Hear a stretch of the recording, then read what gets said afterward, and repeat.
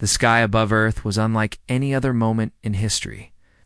A vast alien fleet hung silently in orbit, massive warships blocking out the stars, casting dark shadows over the cities below. These were not ships of exploration or peaceful contact.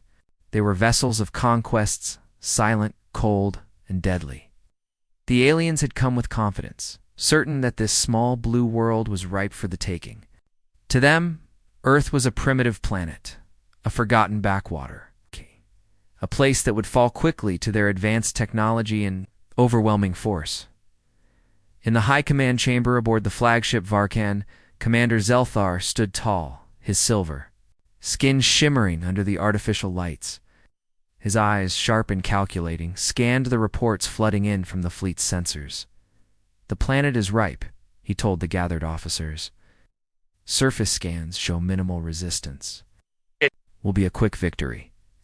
Our probes report that their defenses are weak, scattered, and disorganized." Round him, the alien officers nodded in agreement. Many had spent their careers fighting and conquering worlds far older and wiser than Earth. This planet was no challenge. The invasion was to be a simple formality, a swift strike to claim resources and enslave the inhabitants. No one doubted the outcome. Meanwhile, deep beneath Earth's surface, the scene was very different. In hidden bunkers, fortified command centers, and secret underground bases, humans moved with purpose and silence. Far from the alien eyes above, the true defenders of Earth were waking from their long preparation. Years of research, training, and fortification had transformed humanity's last refuges into deadly traps. Soldiers checked their weapons, engineers calibrated advanced energy shields, and commanders studied alien tactics stolen from intercepted transmissions. The humans knew the invaders underestimated them. They had to. General Mira Halstead stood before a large digital map glowing in the dimly lit war room beneath the Rocky Mountains. Her face was calm but fierce. "I think we are weak," she said. "They believe we will fall easily, but they do not know what lies beneath their feet. They do not know Earth's hell." Her officers listened intently. She knew the stakes were higher than ever. Earth was no longer the helpless planet of stories and legends. It was a fortress, a battlefield where every shadow could hide a deadly threat. The humans were ready to fight.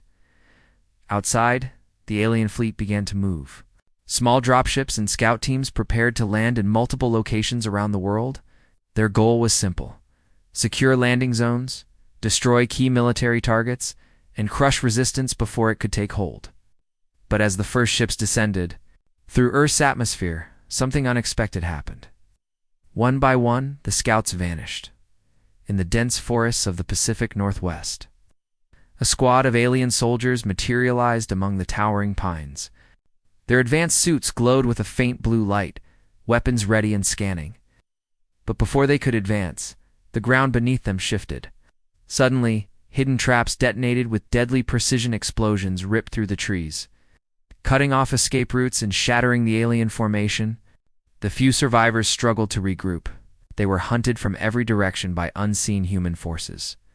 Farther east, near the ruins of an abandoned city, another alien patrol found itself trapped in an underground network of tunnels. Used the narrow passages to their advantage, striking swiftly and disappearing before the aliens could respond. Alien communication was cut off as electronic jammers distorted their signals. Panic spread among the invaders. What was supposed to be an easy invasion was turning into a nightmare. Back aboard the flagship Varkan, Commander Zelthar's confidence began to waver. "Reports show losses in multiple sectors," he muttered, eyes narrowing. "This is not the simple conquest we expected." He ordered drones to scan more carefully, sending advanced reconnaissance ships deeper into Earth's atmosphere and underground. The findings shocked the fleet's scientists and strategists. Earth was no longer a primitive world. It was a battlefield full of deadly surprises, a planet transformed by years of secret war preparations. On Earth, General Halstead watched the alien failures with a quiet satisfaction. "They expected an easy victory," she said to her team. "They found hell instead."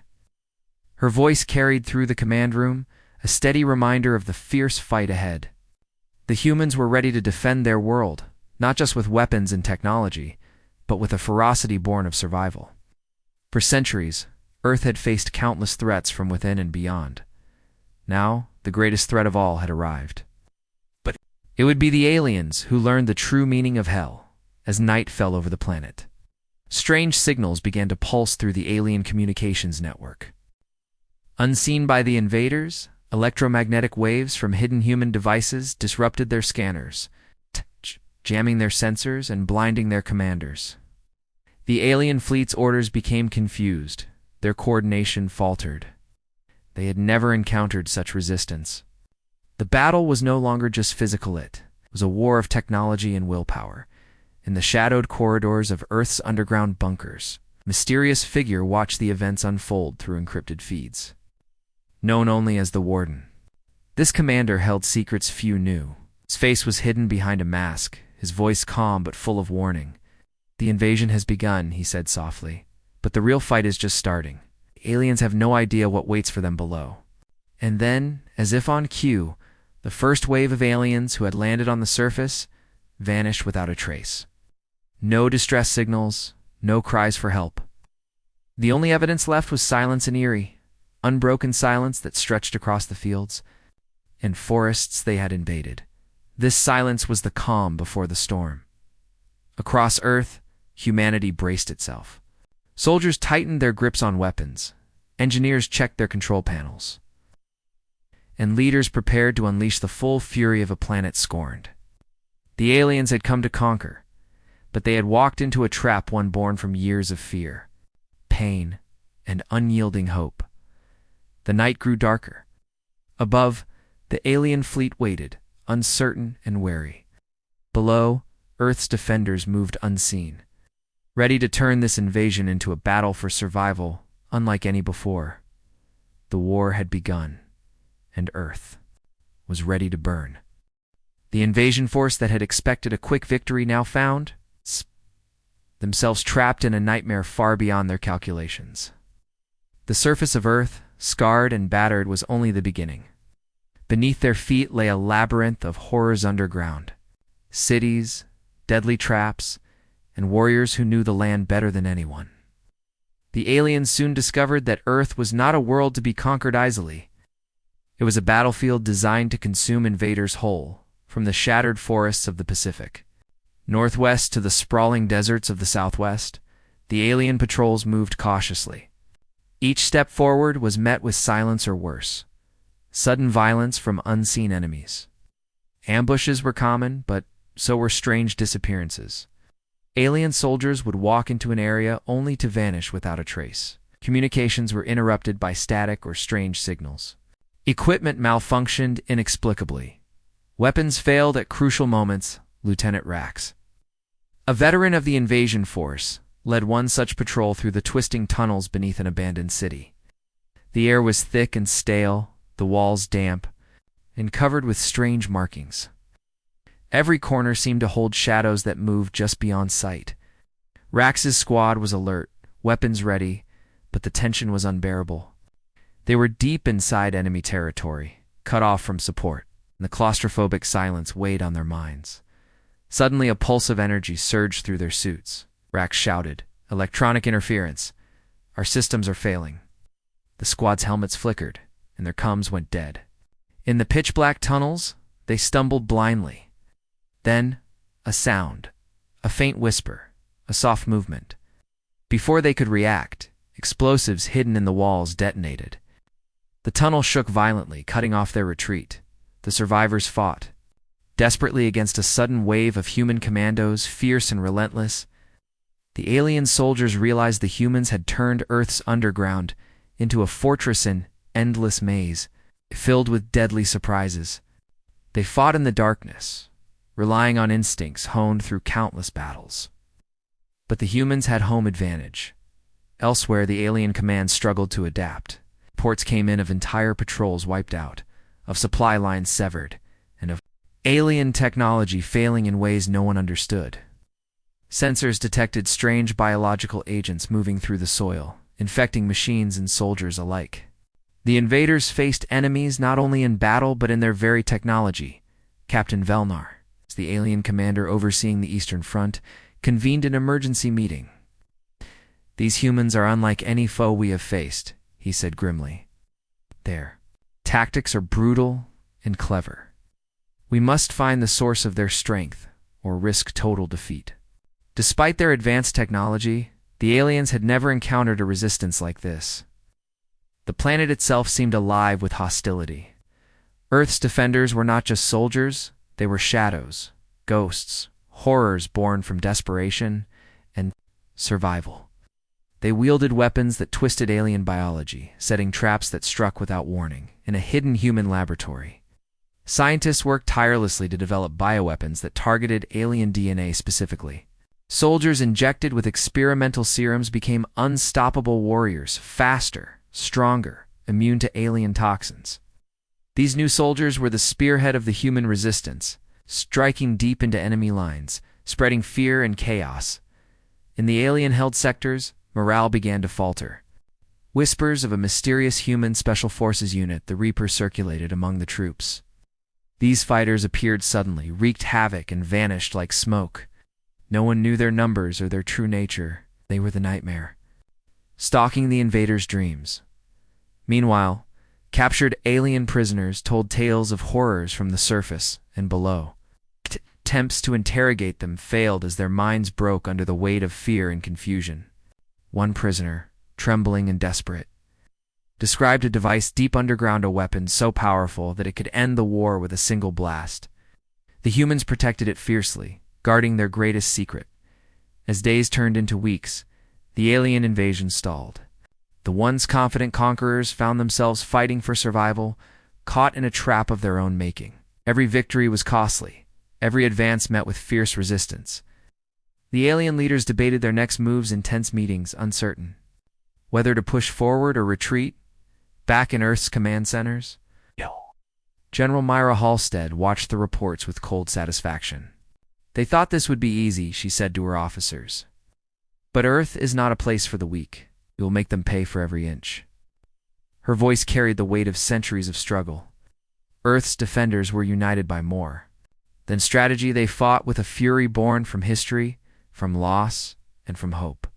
This was their home, their hell, and they would never surrender. As the alien fleet regrouped in orbit, preparing for another push, the planet itself seemed to respond.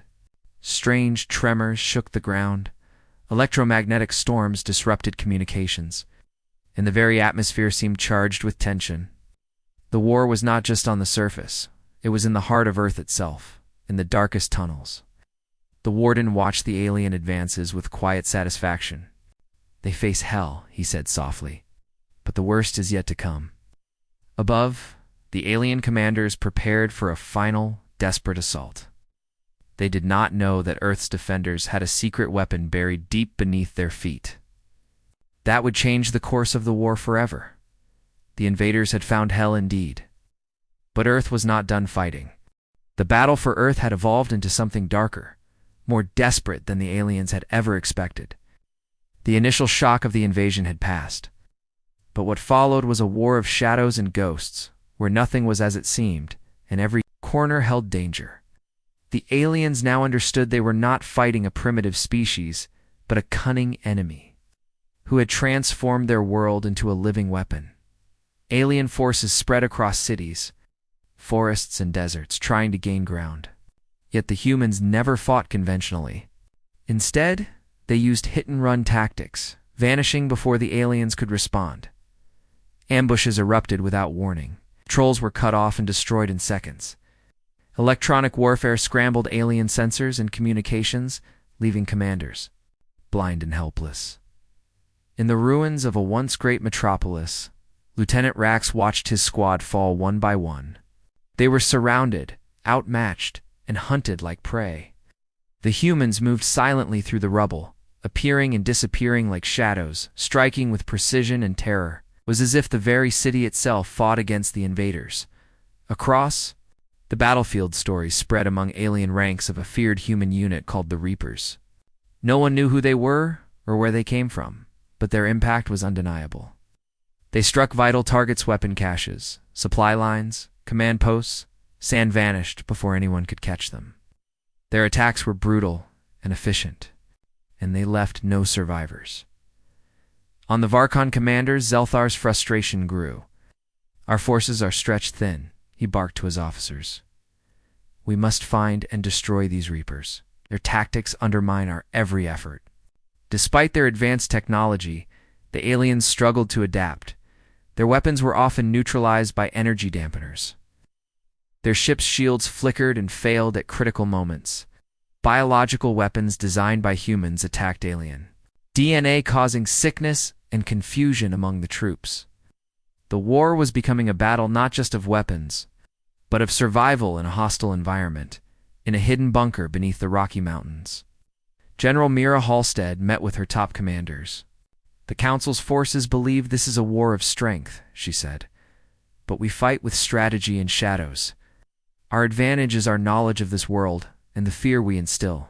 She revealed a new weapon, a bioengineered virus designed to attack alien physiology, spread silently through the enemy's ranks.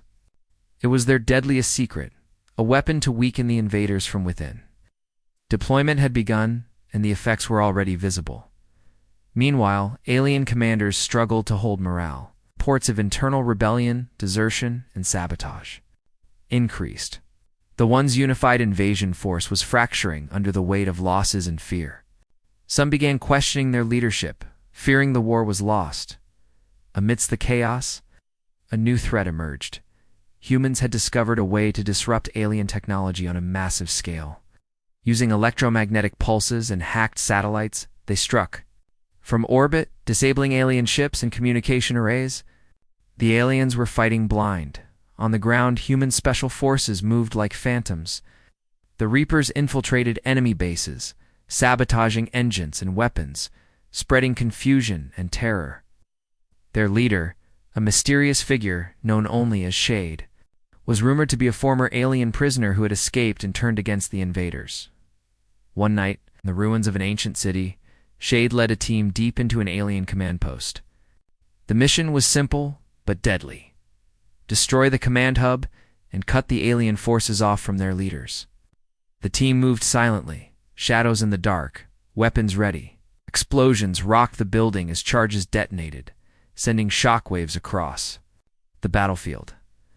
As alien communications collapsed, the Council's leaders grew desperate.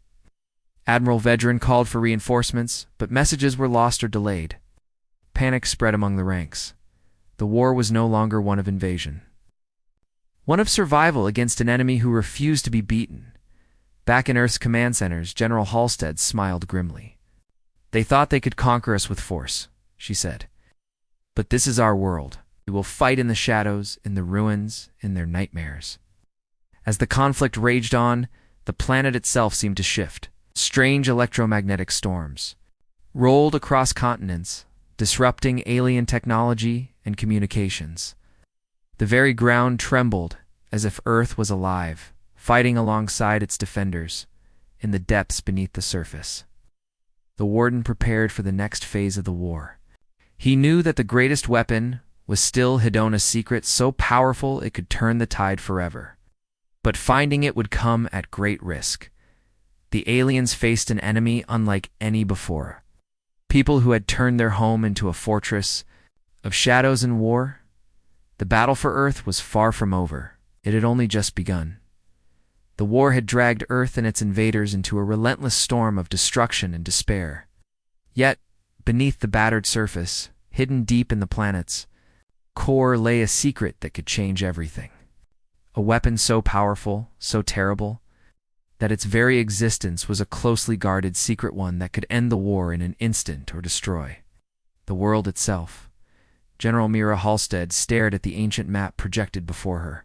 It showed the location of the buried weapon hidden beneath layers of rock in forgotten cities, sealed away by ancestors who knew the dangers it held. It was called the HFY device, a relic of Earth's darkest days, designed to unleash energy that could level entire star systems. For centuries, the HFY had been dormant, forgotten by most. Defenses leaders like Halstead knew that desperate times called for desperate measures. The weapon was humanity's last hope, but also its greatest risk. "We must protect it at all costs," Halstead told her commanders. If the aliens find it first, it could mean our doom. But if we use it wisely, it will turn the tide of this war. Meanwhile, alien commanders learned of the weapon's existence through captured intelligence and prisoners who had broken under questioning. Panic spread in the council's ranks. Admiral Vedran called an emergency summit aboard the flagship. Varkan, this heartfire device cannot be allowed to fall into human hands, Vedran growled. We must launch a full assault to destroy it before it is activated. The alien fleet prepared for a massive strike, sending elite troops to infiltrate Earth's underground and eliminate the weapon's protectors.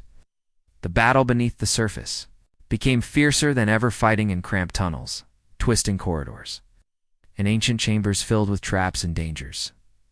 In the dark corridors of the hidden complex, human defenders faced relentless waves of alien soldiers. Explosions shook the walls as firefights erupted in deadly close quarters. Every inch of ground was contested fiercely. The humans knew that failure here meant total annihilation. Lieutenant Rax, once an enemy now prisoner of war, watched in horror as humans activated defense systems he had never imagined.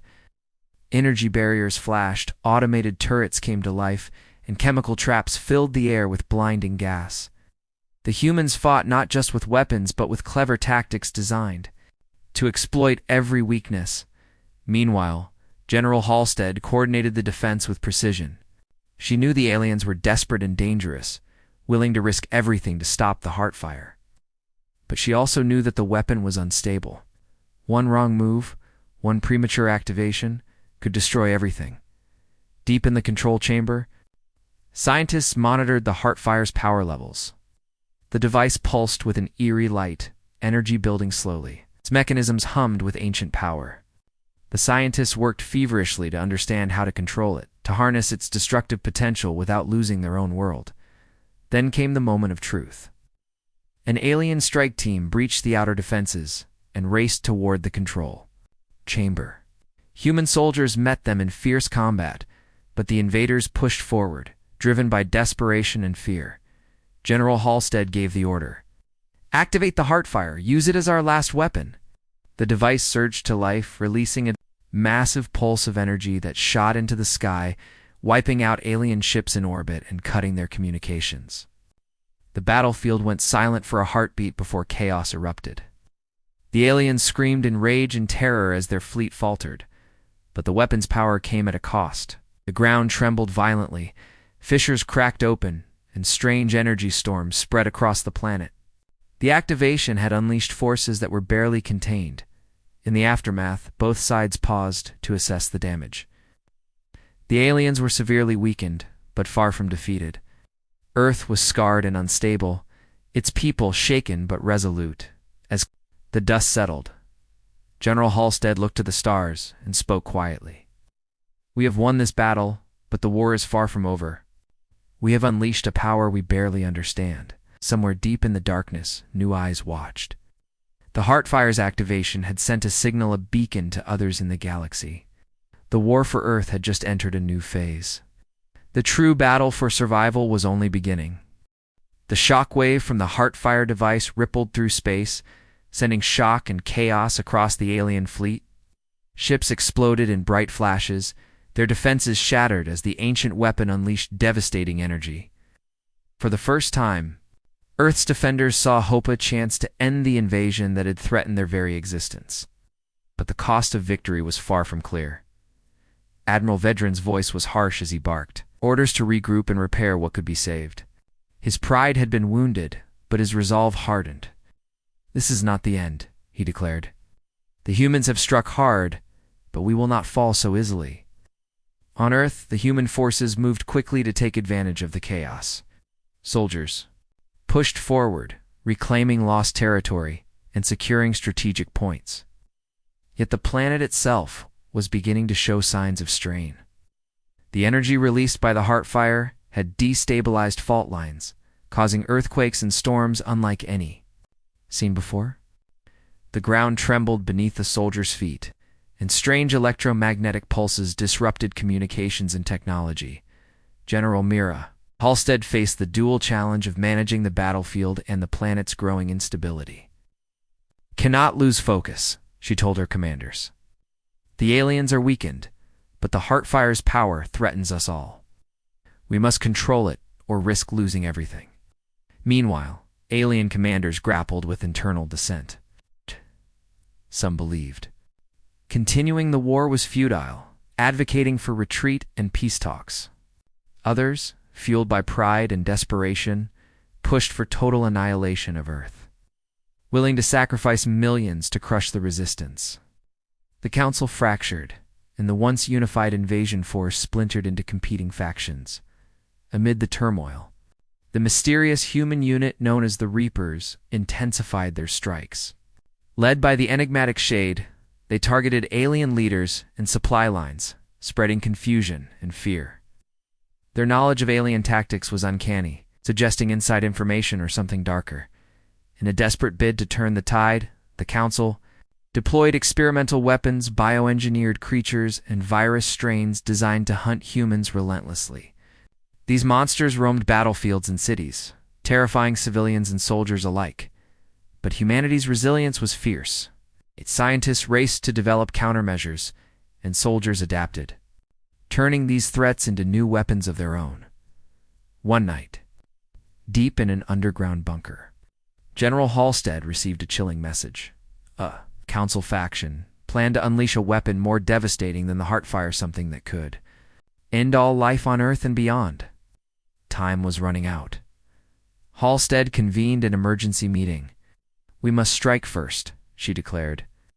"If they activate this weapon, it'll be the end of everything.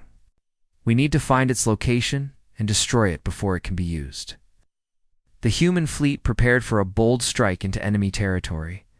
The mission was perilous, with no room for error. Its soldiers and commanders all knew the stakes. Failure meant extinction.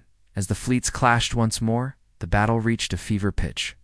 Explosions lit the skies, ships tore through space, and soldiers fought in desperate close quarters. The very fate of Earth and the galaxy hung in the balance. But beneath the chaos, a darker truth emerged. The weapon the Council planned to unleash was not just a tool of war, it was a force that could awaken ancient powers long buried beneath Earth's surface. Powers that even the humans did not fully understand.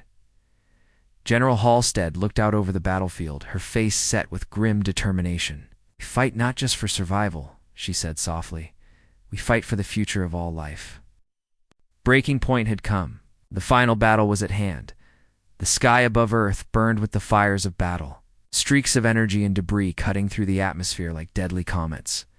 The alien fleet, once proud and unshakable, now lay in tatters, scattered across the stars in retreat or destruction. The final strike, led by Earth's fleet and the mysterious Reapers, had shattered the enemy's will to fight. But victory was far from simple triumph. It came at a cost so great that even the strongest warriors felt its weight deep in their bones. Admiral Vedran's command center was a scene of chaos and despair. His once imposing presence was diminished, his face marked with fatigue and disbelief. "We were wrong," he admitted to his officers. Earth was not a world to conquer, it was a hell no one dared to enter. Across the battered planet, humanity began the slow process of rebuilding.